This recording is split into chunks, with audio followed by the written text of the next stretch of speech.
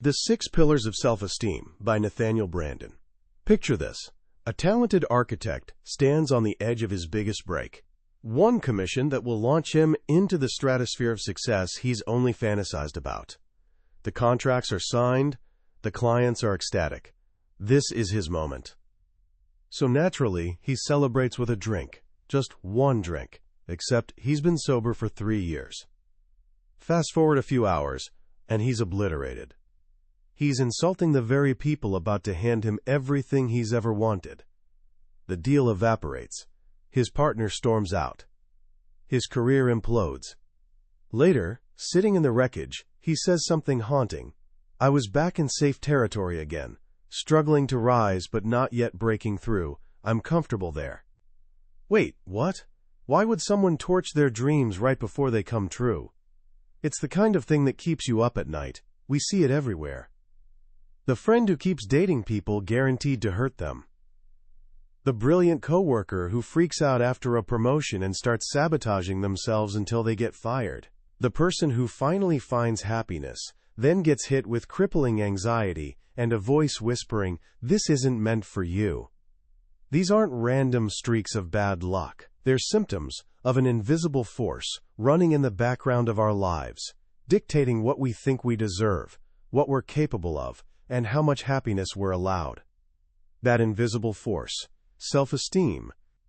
For nearly 50 years, one man devoted his life to understanding it, not as some fluffy motivational concept, but as the single most important psychological factor in human existence. His name was Nathaniel Branden, and his masterwork, The Six Pillars of Self-Esteem, isn't just a book. It's a blueprint for the human spirit, a guide to understanding the foundation we build everything else on: careers, relationships, our entire lives. Branden was ahead of his time. He started studying self-esteem back in the 1950s when the term barely registered in psychology. He noticed that beneath every patient's struggle, anxiety, depression, fear of success, was something deeper, a feeling of not being enough. He came to believe self-esteem wasn't just nice to have, it was a fundamental human need, as essential to our well-being as calcium is to our bones. Without it, we don't necessarily die, but our ability to thrive gets seriously hampered. He called it the immune system of consciousness. Today, I'm taking you on a journey through his work. This isn't just a summary, it's an exploration. Here's my promise. By the end, you'll understand what true self-esteem actually is and what it isn't. You'll hold the keys to 6 specific, actionable practices that can fundamentally shift how you see yourself. You'll understand why you do what you do, and you'll see the path to becoming who you were meant to be. This is about building an unshakable self from the inside out. Let's clear up some confusion right away. When most people hear self-esteem, they think of praise, compliments, that warm, fuzzy feeling when you win an award. We're taught to chase it through external things: good grades, promotions, Instagram likes, other people's approval. But Nathaniel Branden says this is a huge mistake. It's like building a house out of cardboard. Looks fine until the first storm hits. He writes, "The acclaim of others does not create our self-esteem. These things can sometimes make us feel better about ourselves temporarily. But comfort is not self-esteem." Think about famous celebrities adored by millions who wake up every morning feeling like frauds, drowning in emptiness. Their outer world screams success while their inner world is a wasteland. Branden calls this pseudo-self-esteem, the illusion of worth without the substance. They've been chasing self-esteem through methods that simply don't work, like trying to buy groceries with monopoly money. So if self-esteem isn't about praise or popularity, what is it? Branden gives us a beautifully clear definition built on 2 essential pillars that hold up your entire inner world. The first pillar is self-efficacy. Big word, simple idea. Confidence in your ability to think, learn, and handle life's basic challenges. It's not believing you'll never mess up. It's trusting that you can learn from your mistakes. Not certainty that you can master anything, but conviction that you're capable of learning what you need to face challenges. It's fundamental trust in your own mind, When you have self-efficacy, you see your mind as reliable. You believe in your power to figure things out. The second pillar is self-respect. This is feeling worthy, deserving, entitled to happiness and success. The conviction that your life matters, and you have a right to assert your needs and enjoy the fruits of your efforts. Self-respect is believing you're good enough right now, not someday when you're perfect, not after achieving one more thing, right now. It's believing joy is your natural birthright. Put them together, and you get Branden's formal definition. Self-esteem is the disposition to experience oneself as competent to cope with the basic challenges of life and as worthy of happiness. It's the unshakable inner conviction that you belong in this world, that you're appropriate to life. Here's where it gets powerful. This conviction isn't passive. It's a motivator. It inspires behavior, and your behavior reinforces the conviction. It's a continuous feedback loop. With high self-esteem, you trust your mind, so you use it more. You bring awareness to your actions, life works better, and this reinforces trust in your mind. Face a difficult problem, you're more likely to persist, more likely to succeed, which strengthens your belief in your competence. But the loop works both ways. With low self-esteem, you distrust your mind. You operate on autopilot, bringing less awareness to tasks. When actions lead to disappointing results, you feel justified distrusting your mind, and the downward spiral continues. That's why Branden writes one of the most chilling and liberating sentences you'll ever read. Self-concept is destiny. What you believe about yourself deep down tends to become reality. Your self-concept creates unspoken expectations about what's possible for you, and these expectations generate actions that turn them into realities. Take relationships. Branden points out something fascinating. We feel most comfortable with people whose self-esteem resembles our own. High self-esteem attracts high self-esteem. Low seeks low.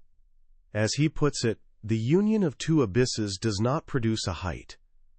There's no greater barrier to romantic happiness than fearing you're undeserving of love. If you don't feel lovable, it's incredibly hard to believe someone genuinely loves you. Their affection feels confusing, unreal, temporary. Your deep belief in unworthiness will find ways to prove itself right. This leads to that famous Groucho Marx joke about never joining a club that would have him as a member. For people with low self-esteem, this is how they run their love lives. If you love me, you must not be good enough. Only someone who rejects me is worthy of my devotion. This is the engine of self-sabotage. If your internal programming says you're doomed to be unhappy, you'll behave in ways to make reality conform.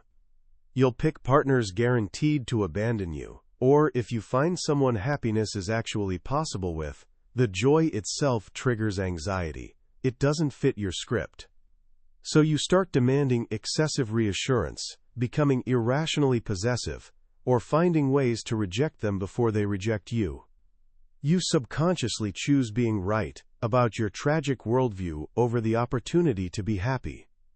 This isn't just about love. It's true in careers too. Branden tells the story of a man who gets promoted and immediately panics. I'm an imposter. I don't belong here. Feeling doomed from the start, he unconsciously begins failing, shows up unprepared to meetings, ignores his boss's dissatisfaction signals, until predictably he's fired. And what does he tell himself?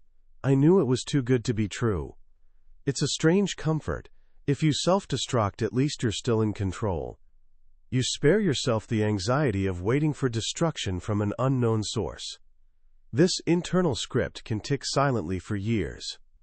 Someone driven by genuine passion for success rises higher and higher. Then, at the peak, when everything's going right, they blow it all up. They commit some moral or legal offense, as if daring fate to bring them down. Only at the end, when their career lies in ruins, do we see they were unconsciously moving toward this final act all along. Think about the executive on the verge of promotion who suddenly hits on his boss's wife at an office party, stupidly and clumsily. He doesn't get promoted, but his anxiety vanishes. He's back in familiar, safe territory. Branden calls this success anxiety, the dread and disorientation people with poor self-esteem feel when life goes well in ways that conflict with their deepest self-view. So if self-esteem is this powerful, if it's the engine of our lives, where does it come from? If not from praise or success, how do we build it? This brings us to the heart of Branden's work. Self-esteem isn't a gift, it's an achievement, not something you have, but something you do. It's a consequence, a product of internally generated practices. This is where we meet the 6 pillars. These aren't abstract theories. They're actions, disciplines, choices confronting us every hour. Branden identified 6 practices, absolutely crucial for building and sustaining healthy self-esteem. He calls them pillars because without them, the entire structure of self-worth collapses. The first and most fundamental is the practice of living consciously. Almost every great spiritual tradition says most of us sleepwalk through life. Enlightenment is waking up. That's the essence of living consciously, the choice to be aware, seek truth, focus your mind rather than drifting in mental fog. Our mind is our basic survival tool. To betray it is to wound self-esteem at its root. What does this betrayal look like daily? The person who knows they're living beyond their means but avoids bank statements. The spouse who sees marriage trouble but tells themselves, maybe it'll just resolve itself. The employee who knows they're not giving their best but quickly pushes the thought away because it's uncomfortable. Every day we make thousands of small choices to think or not think, face reality or evade it. We rarely remember individual choices, but deep in our psyche, they're tallied. The sum of those choices is the reputation we acquire with ourselves. That reputation is our self-esteem. Living consciously is more than seeing and knowing. It's acting on what you see and know. If you realize you've been unfair to a friend and need to apologize, but procrastinate because admitting mistakes is uncomfortable, you're betraying your own consciousness. Your mind is invalidating itself. Branden shares a deeply personal story. At 22, preparing to marry, he saw many signs it was a mistake. Conflicts, incompatible values, a sense they weren't right for each other. But he was driven by desperate need for someone, sexual attraction, and naive belief marriage would magically solve problems. He didn't examine the feelings driving him toward marriage or confront the danger signals. He avoided awareness. Because of what he chose not to do, his self-esteem suffered a subtle wound, though it would be years before he fully understood why. To live consciously is being responsible toward reality, respecting facts in both outer and inner worlds, not confusing wishes or fears with truth. Just because you want a new car doesn't make buying it rational when you can't afford rent. Just because you fear necessary surgery doesn't mean you'll be fine without it. Wishes, fears, and denials don't alter facts. But what happens when living consciously reveals things about ourselves we don't like? What if we become aware of fear, envy, or shame? This leads directly to the second pillar, impossible to practice without the first, the practice of self-acceptance. Self-acceptance, Branden tells us, is refusing to be in an adversarial relationship with yourself. It's choosing to be on your own side. He explains this pillar on 3 levels. First, at its most fundamental, it's a pre-moral act of self-affirmation. The choice to value yourself. Stand up for your right to exist, simply because you're alive and conscious. It's the voice of life force within that, even from despair's depths, can make you pick up the phone and call for help. Second, self-acceptance is willingness to experience, without denial or evasion, that you think what you think, feel what you feel, and have done what you've done. Refusing to treat any part of yourself as alien, as not me. If you're feeling angry, scared, or insecure, you don't deny, rationalize, or condemn yourself for it. You simply allow yourself to experience it. I am feeling what I'm feeling, and I accept the reality of my experience. This is critical. Acceptance doesn't mean liking, enjoying, or condoning. You can accept feeling lazy today and still go to work. Accept you made a mistake, then be determined to learn from it and do better. In fact, self-acceptance is the precondition for change and growth. You can't learn from a mistake you refuse to accept you made. Can't change a trait you insist you don't have. Denial leaves you stuck. The third level of self-acceptance is compassion, being a friend to yourself. Suppose you've done something shameful. Self-acceptance doesn't say it was right, but it inquires into context, wants to understand why. It asks, why did something that seems wrong now feel desirable, even necessary at the time? It's the difference between judging yourself and understanding yourself. Branden offers a powerful exercise. Stand naked in front of a full-length mirror and just look at yourself. Notice your feelings. You'll probably like some parts, dislike others. Might see pain in your eyes you don't want to confront, or aging signs that bother you. The impulse is to look away, escape, reject. But instead, stay with it. Breathe deeply and say to yourself repeatedly, whatever my defects or imperfections, I accept myself unreservedly and completely. At first, a voice inside might protest, but I don't like this part. How can I accept it? Remember, acceptance isn't liking. It's simply acknowledging reality. This face, this body, it is what it is right now. When you surrender to that fact, you begin feeling more relaxed, more real, more at peace with yourself. This leads to a surprising discovery. When you fully accept parts you don't like, if they're within your power to change, you become more motivated to change them. We're not moved to change things whose reality we deny. Perhaps the most profound part of self-acceptance is this: we can be as frightened of our strengths as our shortcomings. We can run from our own greatness, genius, beauty, because our assets pose the challenge of responsibility. Branden calls the denial of our positives the greatest crime we commit against ourselves. Fully realized self-acceptance doesn't just embrace the worst within us, it also embraces the best. Once you've begun accepting who and what you are, you're ready for the third pillar, the natural consequence of the first two, the practice of self-responsibility. To feel competent and worthy, you need to experience control over your existence. This requires taking responsibility for your life and well-being. At its core, this practice is realizing a simple, terrifying, and liberating truth. No one is coming. No one's coming to save you, make your life right, solve your problems, make you happy.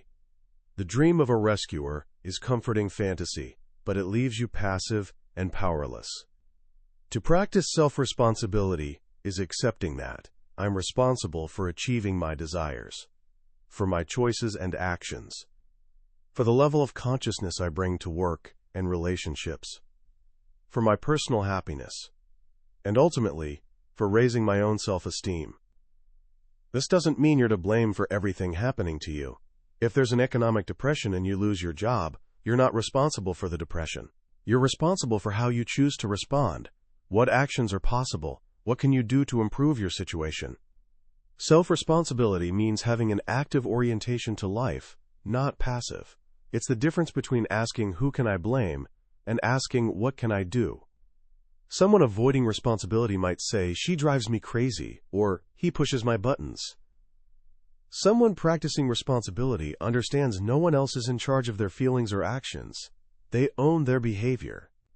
Taking responsibility for your own happiness is one of the most empowering steps you can take. Before doing it, you might imagine it'll be a heavy burden. But what you discover is it sets you free, it places your life back in your own hands. This active orientation naturally leads to the fourth pillar, the practice of self-assertiveness. To be self-assertive means honoring your wants, needs, and values, and seeking appropriate forms of their expression in reality. It's willingness to stand up for yourself, be who you are openly, and treat yourself with respect in all human encounters. Let me be clear what this isn't. It's not belligerence, aggressiveness, or knocking people over to get to the front of the line. It's about authenticity, refusing to fake your person to be liked. The first and most basic act of self-assertion is asserting your consciousness. Choosing to see, think, Ask questions. Challenge authority. This is the root of self-assertion. To think for yourself is the ultimate act of standing up for yourself. But it doesn't end there. To hold values isn't yet self-assertion. To live by them and pursue them in the world is. A dream you never act on isn't an assertion of self. It's an escape from it. Branden tells a powerful story. He once asked a graduate class if they believed they had a right to exist. Every hand went up. Then he asked for a volunteer to come front and simply say, "I have a right to exist." One young man declared it belligerently, as if preparing for a fight. A young woman said it pleadingly, as if begging forgiveness. Another sounded arrogant and phony. None were believable. Then Branden asked one to say, "2 and 2 make 4." He said it with complete ease and conviction. But trying to say, "I have a right to exist," he became tense and unconvincing. The class understood. Asserting a simple fact was easy. Asserting their own value, their own right to be, was terrifying. Why? Because, for many of us, the childhood message was that what we wanted wasn't important. What others wanted was. We were taught standing up for ourselves was selfish. So we learned to live in perpetual underground, where our true thoughts, feelings, and dreams lie hidden and stillborn. Think of small, everyday betrayals of self. The young man who loves a movie but, afraid of seeming uncool to his friend, just shrugs and says, "Not bad." The woman who hears an ugly racial slur at a party feels inwardly sick but says nothing for fear of causing a scene or evoking disapproval. The college student who deeply admires a writer but when given the chance to speak, remains silent, thinking, "Of what importance would my reaction be to a famous writer?" In each of these moments, Branden says, we slap our own face. The world doesn't do it to us. We do it to ourselves. Each time we choose silence over authenticity, we inflict a wound on our self-esteem. Being assertive is powerful, but assertiveness without direction can be just noise. We need to be assertive for something. This brings us to the fifth pillar, the practice of living purposefully. To live without purpose is living at mercy of chance. You're like a cork floating on water, bounced along by outside forces, with no course of your own. Your life becomes reactive, not proactive. You become a drifter. To live purposefully is using your powers for attaining goals you've selected. It's our goals that lead us forward, call on the exercise of our faculties, and energize our existence. Branden tells the story of his friend in his late 60s who fell passionately in love and said, "God, I hope I handle things right this time. I wish I don't screw up." Branden replied by asking what he'd say to an executive at IBM who said he hoped a new product launch would succeed. He'd tell him to stop hoping and wishing and make its success his conscious purpose, complete with an action plan. This is the essence of living purposefully. It applies to relationships just as much as careers, though we often forget this. It's easy to think that in love, just loving is enough. But happy, successful relationships don't just happen. They're the result of conscious purpose and action. We must ask ourselves, if my goal is a successful relationship, what must I do? Purposes without action plans are just daydreams. And daydreams don't build the experience of efficacy. Living purposefully also requires self-discipline, the ability to organize behavior over time in service of your goals. It's the ability to defer immediate gratification for long-range value. No one can feel competent to cope with life who lacks this capacity. This doesn't mean a life without rest or play. It just means such activities are chosen consciously, as part of balanced and intentional life, rather than as escape from a life without direction. So you have your purpose, your action plan. But what if, pursuing your goals, you betray the very values that make you who you are? This is where the sixth and final pillar comes in. It's the pillar holding all others together, the practice of personal integrity. Integrity is congruence. It's when behavior matches professed values, when ideals and practice align. It's walking your talk. When we behave in ways conflicting with our own judgment of what's right, we lose face in our own eyes. We respect ourselves less. If this becomes habit, we cease trusting ourselves at all. To understand why this devastates self-esteem, consider what a lapse of integrity really is. When you act against your own expressed values, you're acting against your judgment. You're betraying your own mind. Hypocrisy, by its nature, is your mind rejecting itself. It's an act of self-invalidation. This is a wound no one else can inflict on you, and no one else can heal for you. One great self-deception is telling yourself, only I will know. Only I will know I lied to a client. Only I will know I broke a promise. Only I will know I have no intention of honoring my commitment.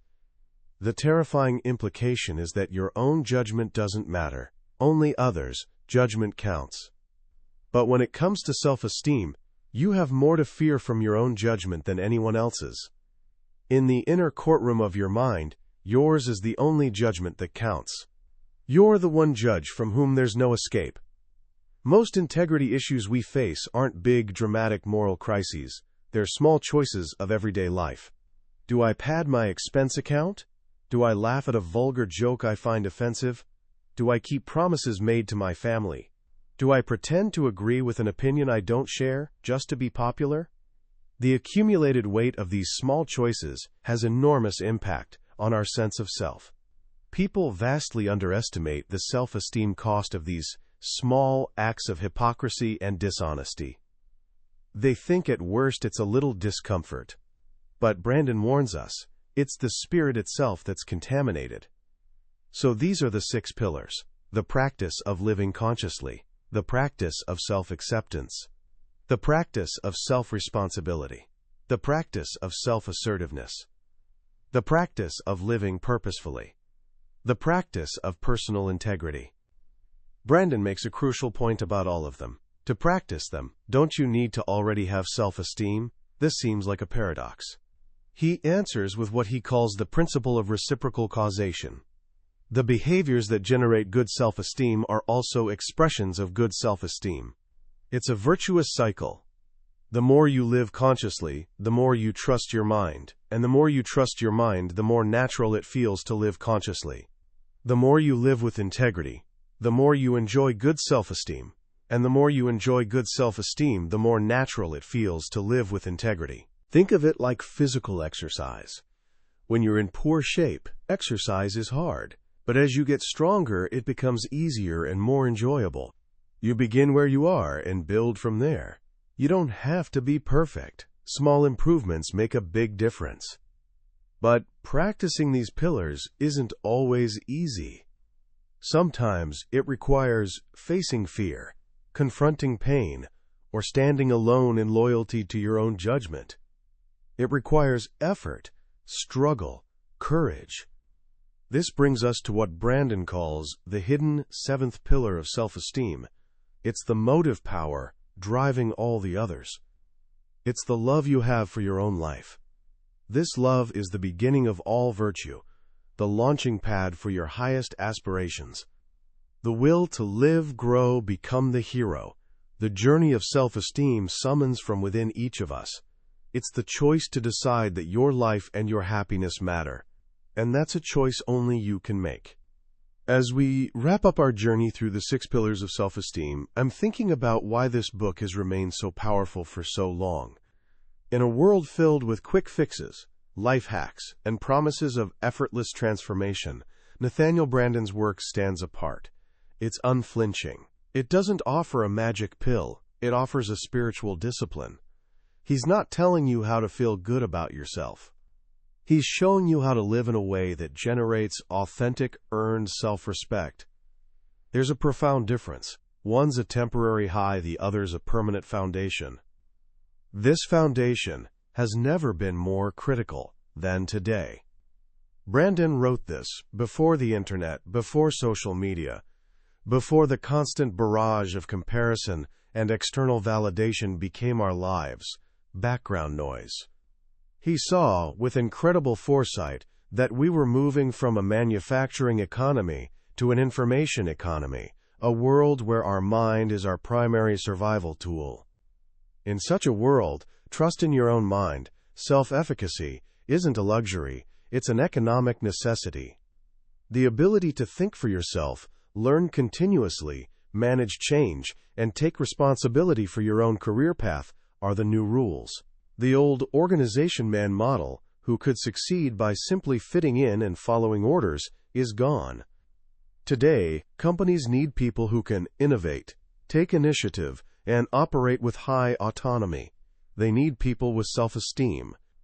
The irony is that at the very moment the world demands more self-reliance and inner direction from us, our culture often pushes us in the opposite direction. It tempts us with easy validation of likes and shares, encourages us to see ourselves as victims of circumstance, and often values conformity over authentic self-expression. That's why Branden's message is a call to arms. A call to reclaim our own minds, take ownership of our own lives, and build our sense of worth on a foundation no one can ever take away. So how can you begin applying these profound ideas to your own life, starting today? You don't have to master all 6 pillars overnight. Remember, small improvements make a difference. Here are 3 simple, practical actions you can take. First, practice living just 5% more consciously today. Pick one activity, maybe a conversation with a friend, a task at school, or even just eating a meal. For that one activity, commit to being fully present. At the start of your day, you could even use one of Branden's sentence stems. Just write down, if I bring 5% more awareness to my life today, and quickly write down 6 different endings. See what comes up. Second, practice a moment of radical self-acceptance. Tonight, try the mirror exercise for just 60 seconds. Look into your own eyes and repeat, whatever my defects or imperfections, I accept myself unreservedly and completely. Don't argue with it. Don't analyze it. Just experience what it feels like to declare a truce in the war against yourself. Third, practice a small act of self-responsibility. At day's end, think of one choice you made, a small one. Maybe the choice to procrastinate, or speak up in class, or be kind to someone. Simply say to yourself, without judgment, I was the cause of that action. I am responsible. The goal isn't blame, it's awareness. It's the feeling of holding the steering wheel of your own life. Building self-esteem isn't a destination you arrive at one day. It's a lifelong practice. It's the quiet, daily, and sometimes heroic work of choosing to honor your mind, accept your being, own your power, speak your truth, live your purpose, and walk your talk. It's the journey of becoming who you are. That was a summary of the 6 Pillars of Self-Esteem by Nathaniel Branden. We've explored the core ideas today, but I'll be honest, a summary can only ever be a map. The real treasure is found on the journey itself. The true magic happens when you read the book for yourself, in quiet moments when a particular story or simple phrase resonates in ways you never expected. This overview is designed to help you decide if this book is worth your time and attention. If anything we've discussed today has sparked something within you, I encourage you to get a copy. Reading it isn't just about learning. It's an experience that can genuinely change how you see yourself and the world. The link to the book is in the description below. Also, if you found this summary valuable and it gave you something to think about, please show your support by liking this video and subscribing to the channel. That way, you won't miss our next journey into another life-changing book from the billionaire's bookshelf. Let's continue to grow and learn together.